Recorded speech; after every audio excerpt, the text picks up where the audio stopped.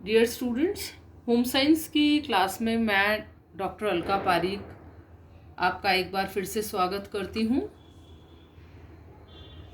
मानव विकास में हम वृद्धि एवं विकास पढ़ रहे थे, ग्रोथ एंड डेवलपमेंट।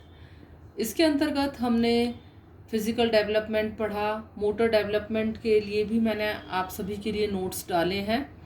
आप अध्ययन करके लाभान्वित हो रहे होंगे। पिछली कक्षाओं में फिजिकल डेवलपमेंट में हमने बाह्य अंगों का विकास भी पढ़ा और आज हम पढ़ेंगे आंतरिक अंगों का विकास, डेवलपमेंट ऑफ इंटरनल ऑर्गन्स। इसमें आज हम पढ़ेंगे कि किस प्रकार नर्वस सिस्टम यानी स्नायु मंडल, मस्तिष्क, ब्रेन, पाचन प्रणाली, digestive system, respiratory system, heart, blood circulatory system, muscles और फैट का विकास होता है जन्म के बाद। तो सबसे पहले आज हम पढ़ेंगे स्नायु मंडल के बारे में, नर्वस सिस्टम का डेवलपमेंट किस प्रकार से होता है। जन्म के पहले ही स्नायु मंडल का विकास शुरू हो जाता है। न्यूबॉर्न चाइल्ड के अंदर ब्रेन का वेट बॉडी वेट का 10% तक होता है, यानी बॉडी वेट का 10% भाग ब्रेन का वेट होता है। शैशवावस्था में ब्रेन में रैपिड ग्रोथ देखी जाती है और जब बच्चा 4 साल का होता है तो 80% तक ग्रोथ देखी जाती है। जब बच्चा 3 महीने का होता है तो ब्रेन की नर्व्स का माइलिनेशन शुरू हो जाता है और 2 साल के अंत तक माइलिनेशन की प्रक्रिया पूरी हो जाती है। जन्म के समय सभी स्नायु कोशों का निर्माण हो जाता है और 4 वर्ष की अवस्था तक नए स्नायु कोशों का निर्माण नहीं होता, बल्कि पुराने अविकसित स्नायु कोशों का ही विकास होता है। यदि हम मस्तिष्क के विकास को देखें तो जन्म के समय मस्तिष्क की सारी क्रियाएं कार्य नहीं करती, तब उसकी क्रियाएं निम्न केंद्र यानी स्पाइनल कॉर्ड के द्वारा संचालित होती है। बाद में ये क्रियाएं वृहद मस्तिष्क यानी सेरेब्रम के द्वारा संचालित होती है। शुरू के 4 वर्षों में मस्तिष्क का विकास बहुत तेजी से होता है, फिर यह गति मंद पड़ जाती है। जन्म के समय मस्तिष्क का भार 250 ग्राम तथा वयस्क व्यक्ति के मस्तिष्क का भार 1260 से 1400 ग्राम तक होता है। अगला आंतरिक अंग हम करेंगे पाचन प्रणाली। पाचन प्रणाली को गैस्ट्रोइंटेस्टाइनल सिस्टम भी बोलते हैं, यानी डाइजेस्टिव सिस्टम। शिशु का पेट नलिका के समान तिरछा और छोटा होता है, जबकि वयस्क व्यक्ति का पेट बड़ा होता है और इसीलिए बच्चे का पेट जल्दी खाली हो जाता है और भर भी जल्दी ही जाता है। उसे बार बार दूध पिलाने की आवश्यकता पड़ती है। जन्म के समय शिशु के पेट की क्षमता 1 औंस होती है, दूसरे सप्ताह में 2.5 औंस और 1 महीने पर 3 औंस हो जाती है। प्रथम 3 वर्ष तक बालक के पेट की क्षमता का विकास तेजी से होता है, फिर विकास की गति मंद पड़ जाती है। बच्चों को भोजन भी जल्दी जल्दी देना चाहिए और यह भोजन पौष्टिक भी होना चाहिए। भोजन में प्रोटीन, खनिज लवण, वसा, शर्करा आदि पर्याप्त मात्रा में होना चाहिए, क्योंकि यही अवस्था होती है जब बच्चों की हाइट बढ़ती है, वृद्धि होती है, ग्रोथ होती है, बोन्स का डेवलपमेंट होता है। इसलिए अपने आहार के अंदर शिशुओं को हरी पत्तेदार सब्जियां, कार्बोहाइड्रेट, फल, दूध से बने भोज्य पदार्थ, दालें, तिल, गुड़, चीनी, good quality fat, good quality protein, ये सभी देने चाहिए। सलाइवेशन यानी लार की प्रक्रिया 3 महीने पर शुरू हो जाती है और बर्थ के समय एक बच्चे के स्टमक की कैपेसिटी 90 ml होती है, जो कि 1 साल का होते होते 360 ml तक हो जाती है। एमाइलेज एंजाइम हमारे शरीर के अंदर कार्बोहाइड्रेट का डाइजेशन करता है। ये पूरी तरह से सीक्रेट नहीं होता, इसीलिए जो कॉम्प्लेक्स कार्बोहाइड्रेट्स होते हैं उनका डाइजेशन या उनका पाचन ठीक प्रकार से नहीं हो पाता है। पूरी शैशवावस्था में लिवर इमेच्योर होता है, ठीक से एंजाइम्स नहीं निकल पाते हैं। लेकिन जब बच्चा 1 साल का हो जाता है तो उसे 3 मील्स और 1 बार बेड टाइम फीड दिया जाना चाहिए। नेक्स्ट हम अध्ययन करेंगे रेस्पिरेटरी सिस्टम अर्थात श्वसन प्रणाली के बारे में। नवजात शिशु के फेफड़े छोटे होते हैं, अतः बच्चा जल्दी जल्दी सांस लेता है। श्वसन क्रिया अधिक होती है। जैसे जैसे बच्चा बड़ा होता है उसके फेफड़े भी बढ़ जाते हैं और उसकी सांस लेने की क्षमता बढ़ जाती है। श्वसन क्रिया भी मंद पड़ जाती है। 18 वर्ष की अवस्था तक श्वसन क्रिया परिपक्वता पा लेती है। लड़कियों में परिपक्वता लड़कों की अपेक्षा जल्दी आती है। आयु के साथ साथ श्वसन क्रिया में अंतर आ जाता है। अगर हम श्वसन क्रिया प्रति मिनट देखें तो जन्म से 2 वर्ष तक 35 बार, 2 से 6 वर्ष तक 30, 6 से 12 वर्ष तक 20 और किशोरावस्था और युवावस्था में 18 होती है श्वसन क्रिया प्रति मिनट। अगला है हार्ट एंड ब्लड सर्कुलेशन, इसे कार्डियोवैस्कुलर सिस्टम भी कहते हैं। हृदय तथा रक्त परिभ्रमण।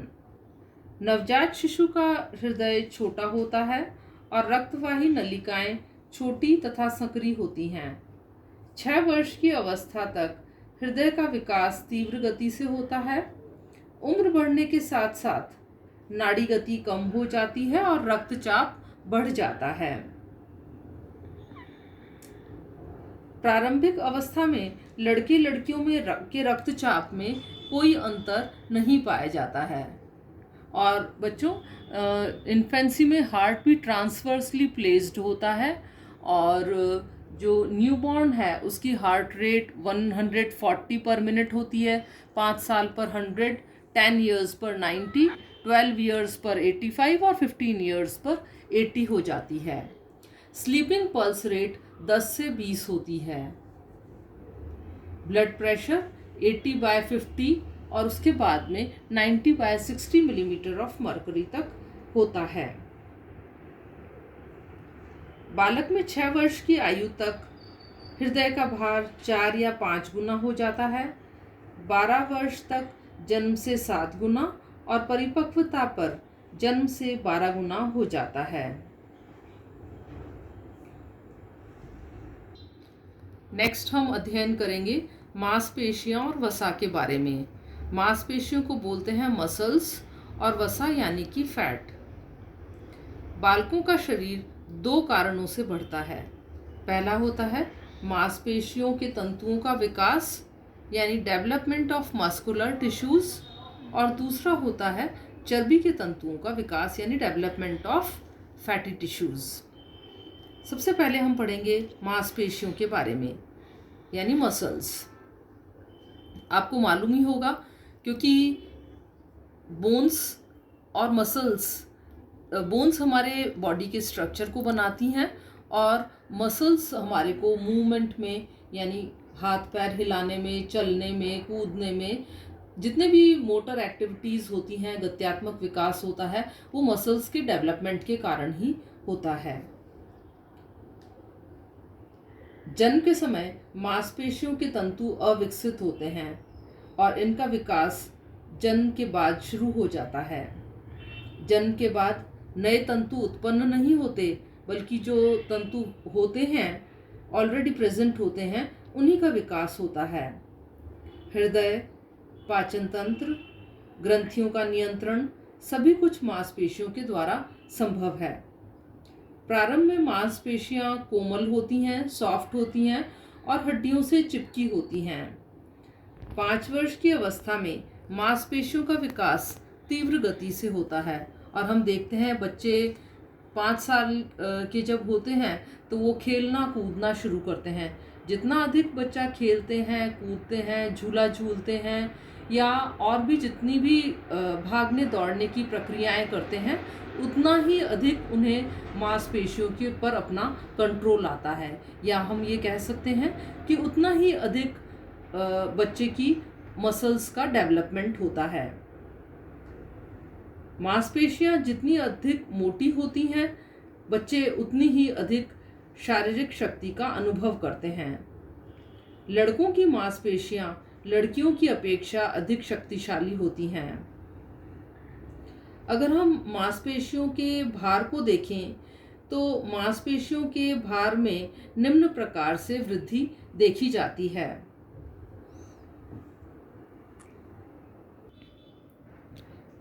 स्टूडेंट्स, आप देख रहे हैं कि ये एक टेबल दी हुई है जिसमें एक तरफ एज है, दूसरी तरफ है मांसपेशियों का वज़न। जन्म के समय मांसपेशियों का वज़न शरीर के वज़न का 23% होता है। जब बच्चे 8 वर्ष के हो जाते हैं तो 23 से बढ़कर के ये 27% तक हो जाता है। 12 वर्ष पर 33%, 15 वर्ष पर भी लगभग 33% ही होता है और 16 वर्ष पर 44% तक हो जाता है। तो आप देख रहे हो जैसे जैसे आयु में वृद्धि हो रही है वैसे वैसे मांसपेशियों का वज़न भी बढ़ रहा है, या हम ये कह सकते हैं कि वैसे वैसे ही हमारी मांसपेशियां अधिक विकसित हो रही हैं, अधिक शक्तिशाली हो रही हैं, या हमें मसल्स के ऊपर जो कंट्रोल है हमारा वो एज के साथ साथ बढ़ता जा रहा है। हमने पढ़ा था कि बालक का वज़न 2 वजह से बढ़ता है। एक तो मांसपेशियों की वजह से, तो जैसे जैसे एज बढ़ती है वैसे वैसे मांसपेशियों का वज़न भी बढ़ता चला जाता है। दूसरा होता है वसा यानी कि फैट। वसा का विकास भी उम्र के साथ तेज़ी से बढ़ता है। जन्म के समय बालक में चर्बी की मात्रा अधिक होती है, बाद में यह कम होने लगती है। 9 माह तक वसा के तंतु शीघ्रता से बढ़ते हैं। 9 माह से 2.5 वर्ष तक यह विकास तीव्रता से घटता है। उसके बाद 2.5 वर्ष से 5.5 वर्ष तक गति मंद हो जाती है और 5.5 से 11 वर्ष तक गति वैसी ही रहती है। 11 से 13 वर्ष तक वसा के तंतु तेजी से बढ़ते हैं और 14 वर्ष के बाद फिर से गति धीमी हो जाती है।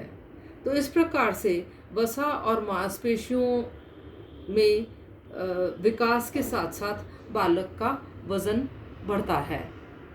तो ये सब था आंतरिक विकास के बारे में, डेवलपमेंट ऑफ इंटरनल ऑर्गन्स, जिसमें हमने पढ़ा स्नायु मंडल के बारे में, स्नायु मंडल का विकास किस प्रकार होता है, मस्तिष्क का, पाचन प्रणाली, श्वसन प्रणाली, हृदय और रक्त परिभ्रमण, मांसपेशियां और वसा में विकास किस प्रकार से होता है। तो आप ये पढ़िएगा और अगर आपके कोई क्वेश्चंस हैं तो आप मुझसे पूछ सकते हैं। आशा है आज का लेक्चर आपको पसंद आया होगा। अगर पसंद आए तो लाइक, शेयर और सब्सक्राइब ज़रूर करें। थैंक यू, धन्यवाद।